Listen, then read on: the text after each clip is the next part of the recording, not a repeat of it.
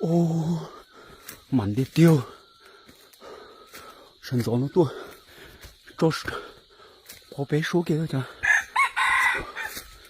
Ô, tua tu cầu. Ô, mặn đi tiêu rồi cái nó. Chắp lâu. Chọn đó kia nó. Ô, mặn đi tiêu. Tua tu cầu nữa. Qua cái ớt bé số nào thế. Ô,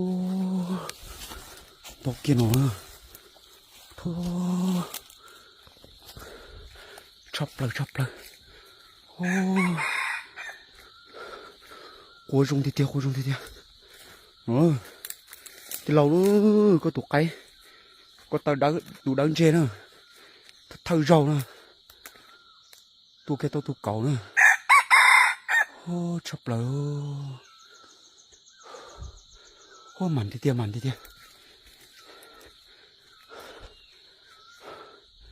Ô.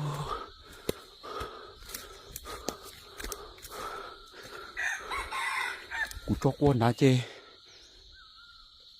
Cú nó tông phải chê. Sai kia ba. Trên chúng tôi cái thứ cú đi. Cả lòng tay tròn. Rau tí rùa nó sư. Mặn tí tiêu. Chốc đâu.